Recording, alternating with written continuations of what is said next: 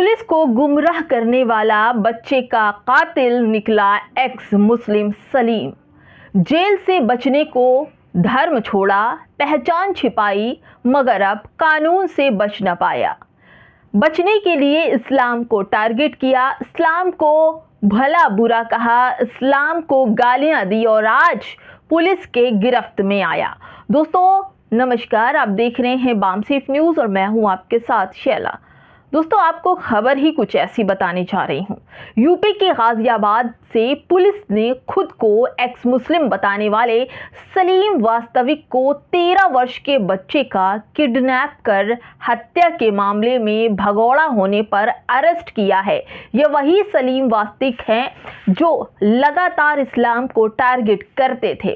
शामली के मूल निवासी सलीम ने 1995 में कारोबारी के बेटे संदीप बंसल को किडनैप किया था, फिरौती न मिलने पर हत्या कर दी थी और 1997 में उसे उम्र कैद हुई थी।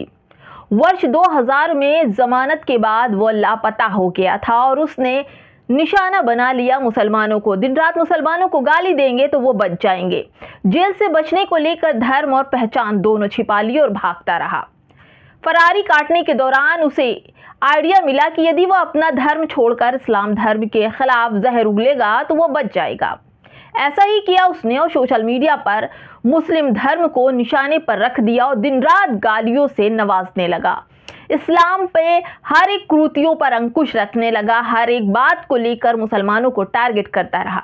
नतीजा ये हुआ कि वह फेमस हो गया, सोशल मीडिया से उसकी कमाई भी होने लगी और तो और भक्तों की लंबी लाइन सलीम वास्तविक को हाथों हाथ ले लिया और उसे अपना चाचा बना लिया। हमले के बाद चर्चा में आया था ये जब इसके ऊपर चाकू से हमला हुआ था। 2 मुस्लिम नौजवानों ने इसके गले पर हमला किया था।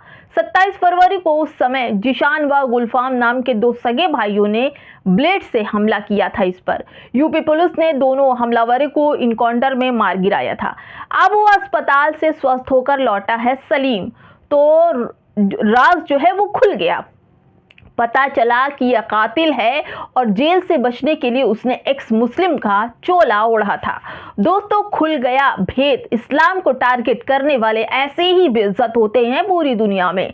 भगौड़ा कितने सालों से सोशल मीडिया में छाया हुआ था, नेशनल न्यूज़ चैनलों में डिबेट कर रहा था और तो और दोस्तों और दिल्ली पुलिस खामोश थी और पुलिस की अब गिरफ्त आया है तो उसकी पोल खुल गई है।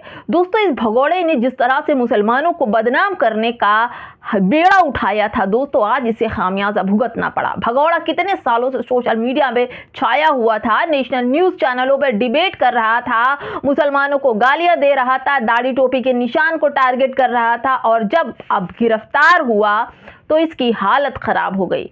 दोस्तों आपको बताऊं कि अभी कुछ दिन पहले इस्लाम को टारगेट करने के चक्कर में 2 भाइयों ने इस पर जब चाकू से हमला किया तो ये हॉस्पिटल में एडमिट हुआ और जब आज उसको हॉस्पिटल से डिस्चार्ज किया गया तो वैसे ही पुलिस वालों ने इसे गिरफ्तार कर लिया। मामला तब सुर्खियों में आया जब इसके बैकग्राउंड की छानबीन होने लगी। कोर्ट ने इसे, क्या कोर्ट भी कहां चला गया था? क्या इतने दिनों से 26 साल हो गए दोस्तों, 26 साल से ये भगौड़ा भागा था।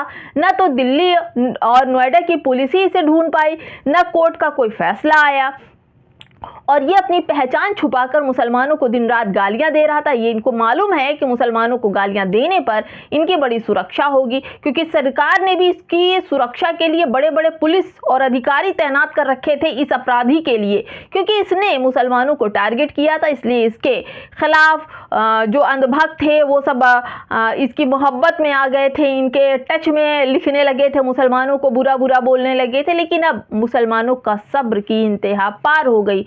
खुदा जिसे इज्जत दे वही इज्जत के काबिल होता है, बाकी जो बदतमीजी करता है या अपनी पहचान छुपाने की कोशिश करता है वो कानून से बच नहीं पाता। तो सलीम का हाल बुरा हो गया है और सलीम अब 26 साल के इस केस में बंसल जिस बच्चे का हत्या किया था, 13 साल के बच्चे की हत्या आ रहा है ये, और ये एक राक्षस है जिसको मुसलमान लगातार कह रहा था कि ये जो जिस तरह की गंदगी मुसलमानों के लिए उगल रहा है इसके पीछे कोई ना कोई राज तो जरूर छिपा है। और आज सलीम वास्तविक का राज खुल गया। ये एक हत्यारा है, मासूम बच्चे का हत्यारा है। फिरौती ना मिलने पर बंसल के बच्चे को इसने मार दिया। दोस्तों अब सोचने वाली बात है कि सरकार इतने दिन कर क्या रही थी। 26 सालों तक ये भगौड़ा भागा, 26 सालों में न कितनी सरकारें आई और कितनी सरकारें चली गईं। लेकिन जब बीजेपी सरकार आई तो ये सोशल मीडिया पर छा गया, क्योंकि इसे मालूम है कि बीजेपी सरकार मुसलमानों को टारगेट करती है। इस सरकार में मुसलमानों को जो जितना गाली देगा उतना ही ज़्यादा अमीर होगा और उतना ही ज़्यादा उसकी सिक्योरिटी होगी। इसका भरपूर फायदा इसने उठाया, लेकिन इसे नहीं पता था कि इससे भी ऊंचा संविधान है, कानून है, जो इनके हर एक परत को जमीन से खोद कर ले आएंगे। खैर, दिल्ली पुलिस ने सलीम को गिरफ्तार कर लिया है और अब आगे की कार्रवाई होगी दोस्तों, क्योंकि 26 साल पुराना ये केस है।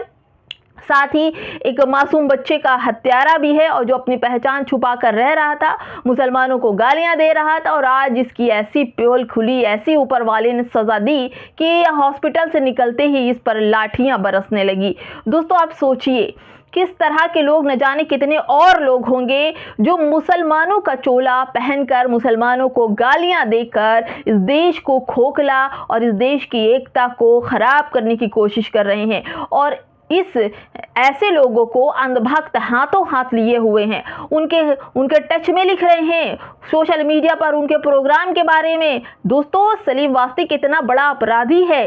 इसने एक बच्ची की हत्या की है, फिरौती की है, और चैनलों पर जाकर ये डिबेट कर रहा है, ये पॉडकास्ट में बैठा हुआ है। लेकिन सवाल यही होता है कि हमारे देश की पुलिस दाढ़ी टोपी देखकर तो फौरन कार्रवाई कर देती है, लेकिन सलीम वास्तव को जानने के लिए 26 साल गुजार दिए दिल्ली पुलिस ने। सवाल आज आप पर छोड़ती हूँ कि क्या मुसलमान होना या मुसलमानों को गाली देने से क्या आपकी उपाधि बढ़ जाएगी? कमेंट में हमें ज़रूर बताइएगा दोस्तों। नमस्कार।